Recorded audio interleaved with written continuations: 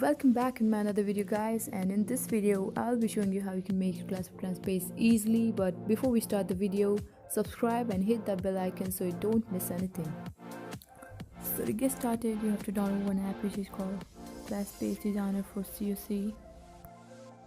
This app is free on Play Store. You can download it from there, and I'll also leave a link in the description box below.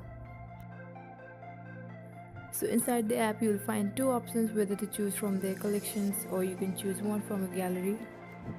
Then click on the overlay button which is on the top right corner, and if you are Android 6.0 or higher you have to grant permission. And after that you'll be able to see a window floating like this. You can adjust the brightness by these two buttons over here.